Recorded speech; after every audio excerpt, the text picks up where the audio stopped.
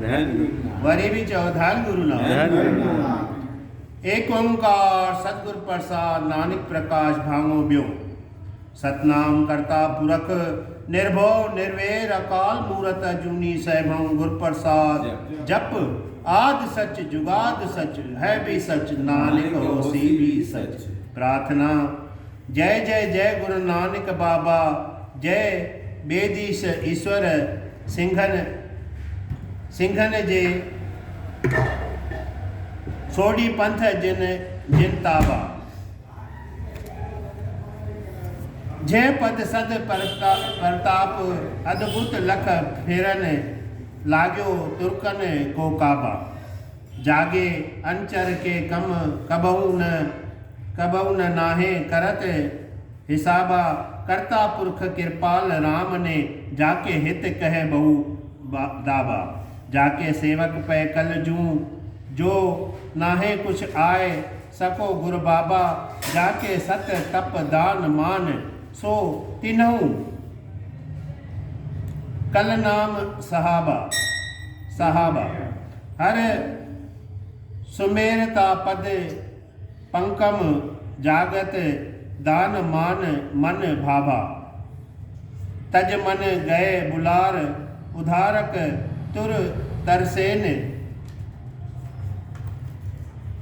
करत एक बिरिया शेष शीस फन पारक। लखत राय डर पाए भाए भर पाए। पर्यूं हित चित कर दिए उपदेश आशेष।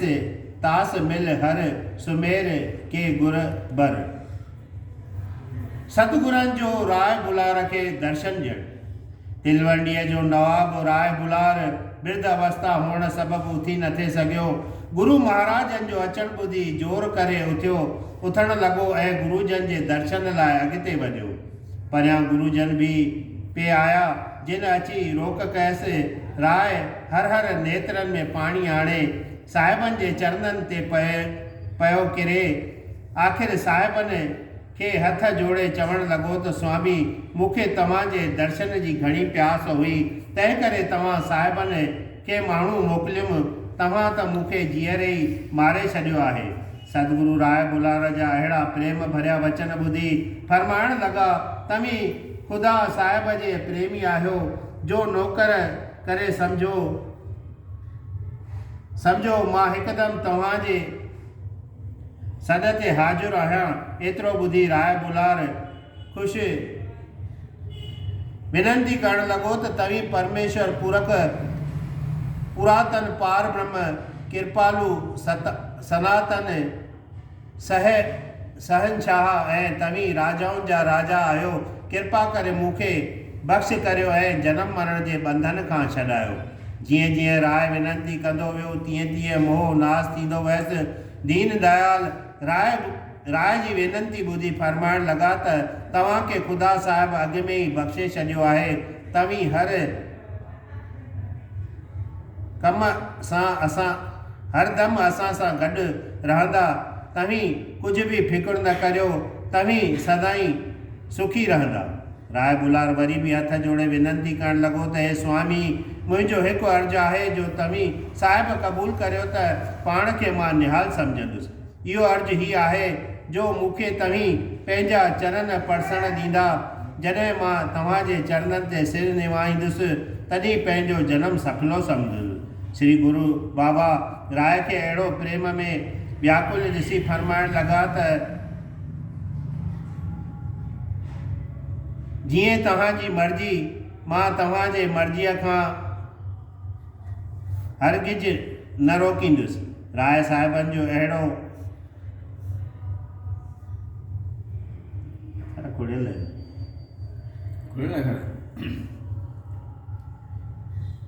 सुरी अॻु भरो थियो पर वरी ख़्यालु आयुसि त पहिरियां ई साहिबनि जे लाइ रसोई तयारु कराई। इहो वीचार करे हिकदमि हिकु ब्राह्मण खे घुराए चयईं त मुंहिंजे प्रभु मुंहिंजे घर आयो आहे। तंहिंजे लाइ सुंदर रसोई तयारु कर। ब्राह्मण हुकुम मञे रसोई तयारु करण लाइ रवानो थियो। हिनऊं राय बुलार साहिबन वटि अची पवित्र जल घुराए गुरुजन जा चरण धोई चरणामृत वरिताई ऐं थोरो जल पंहिंजे मथे ते विधाई। बाक़ी भरियल समूरो पंहिंजे घर में छिड़काए करे छॾियाई। तंहिंखां पोइ कपिड़ो घुराए तमामु धीरज सां वेही साहिबनि जा चरण उघियाई ऐं ॾाढे प्रेम में मगन थियो। एतिरो क़दुरु जो शरीर जी सुध बुध न रहियसि। आख़िर पाण संभाले श्री गुरु महाराजनि खे रसोई वारीअ जॻह में वठी वियो ऐं उते हिकु सुंदर आसण ते साहिबनि खे विहारे ब्राह्मण खे हुकुम कयाई त रसोई खणी आओ।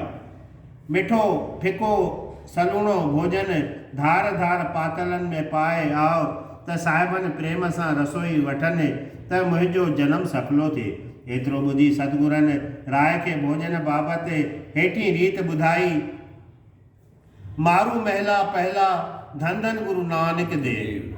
मिठा मरम सलूणा संजम खटा खारा ध्यान ऐसा भोजन जो जन चवे सो मानस प्रधान। राय जी भोजन ऐसा करिए और सकल पर रहिए राव। मेवा मगन लागा सच सेती जिस खाधे तृप्तावे।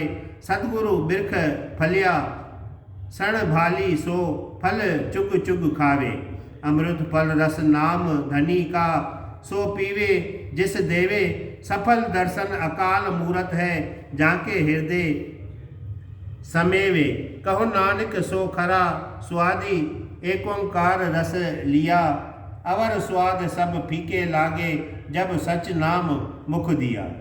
त माण्हुनि में माण्हू उहो आहे जो मर्म रूपी मिठो संजम रूपी सलूणो ऐं ध्यान रूपी खटो भोजन खाए थो ऐं दरख़त रूपी सतगुरुअ सां सच शब्द जा फल ऐं मेवा खाई मगन थिए थो ऐं अमृत रूपी रस परवरदिगार नाम जो पीए थो ऐं अकाल मूरत जे दर्शन पाए उन में समाइजी पाण सफलो थो करे। उनखे सवाइ सचे नाम जे ॿिया सभु रस फिका ऐं बेसवादी मालूम थियनि था। तव्हीं नवाब चयो त हे स्वामी तव्हीं करन कारन करावन हार आहियो ऐं इहा ॻाल्हि बि तव्हांजे हथ में वस आहे। जंहिंखे बख़्श करियो सो सतनाम जो जाप जपे अहिड़ो स्वादु पाए सघे थो। एतिरे में ब्राह्मण भोजन खणी आयो जो साहिबनि प्रेम सां वेही खाधो। जीअं साहिबनि रसोई खाईंदा पे विया तीअं तीअं राय बुलार गदगद पे थियो।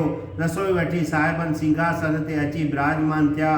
उन्हीअ वक़्तु माता तृप्ता अची राय बुलार खे चयो त तव्हीं चङीअ तरह नानक खे सम्झाए पाण वटि रहियो ऐं ॿाहिरि वञणु न ॾिजोसि छाकाणि त मां हिकु पल हिन जो विछोड़ो सही नथी सघां। माता तृप्ता जा इहे वचन ॿुधी राय बुलार साहिबनि खे विनंती करे चवणु लॻो त हे स्वामी तव्हीं कृपा करे ॿाहिरि परदेस वञण जो ख़्यालु न करियो ऐं हिते रही ॿनीअ जो कमु कंदा रहो जंहिंमें तव्हांजा माता पिता सुखी रहनि। राय जा वचन ॿुधी साहिबनि ॿनीअ बाबति फरमाइण लॻा। सोरठ महला पहला धन धन गुरु नानक देव।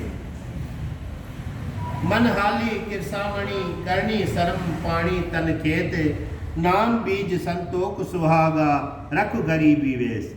भाव करम कर संजमी सो घर भागन देख। बाबा माया साथ न होए ए माया जग मोहिया वेला बूझे कोई राव। साहिबनि फरमायो त हिन माया सभिनी खे मोहे छॾियो आहे। अहिड़ो को विलो हूंदो जो हिन माया जे चंबे खां छुटल हूंदो। तंहिं करे जे खेती करणी हुजे त हिन रीत कजे।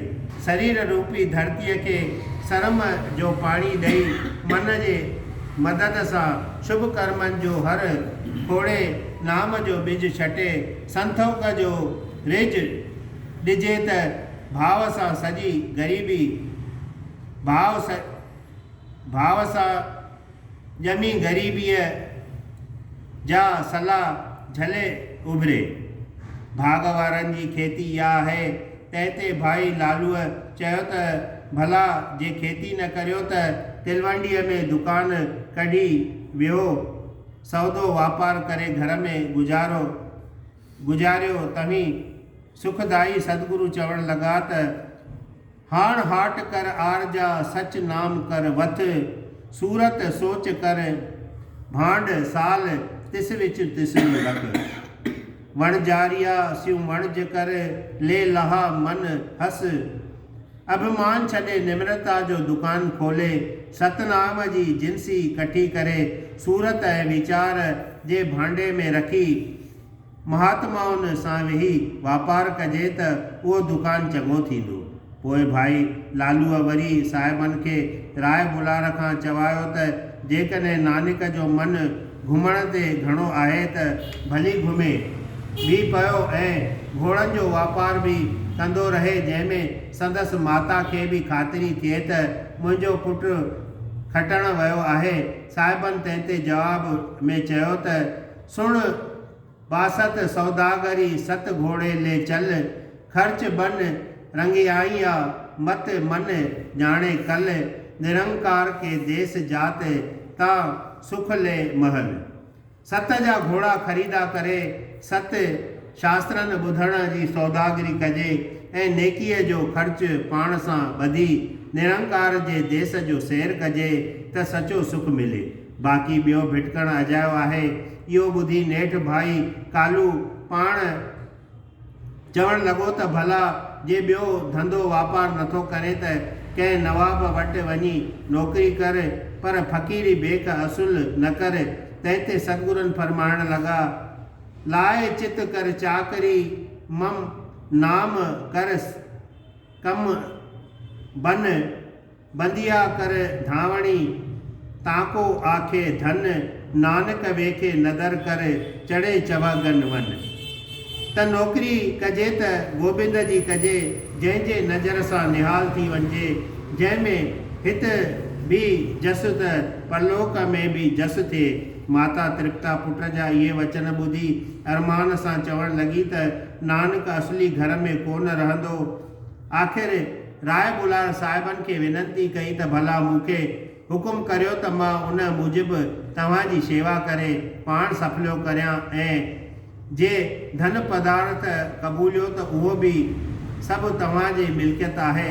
साहिबनि फरमायो त असांजो साहूकार परमात्मा निरंकार आहे जंहिंखां जेकी घुरो सो मिले। बाक़ी ॿिया त दुनिया जा पदार्थ सभु हिते ई छॾे वञिबा। आख़िर माता तृप्ता चवणु लॻी त पुट भला पंहिंजे घर त हल पोइ जेको तुंहिंजी मर्ज़ी। गुरुजन माता जी आज्ञा मञे घर ॾांहुं रवाना थिया। माता पुट तां बलहार पई वञे ऐं हर घड़ीअ पई चवेसि त पुट मूंखे छॾे केॾांहुं ॿिए पासे न वञ मुंहिंजो तो बिना जीअण मुश्किल थी पवंदो। एतिरो चई माता उथी भोजन तयारु करे पुट खे खारायो।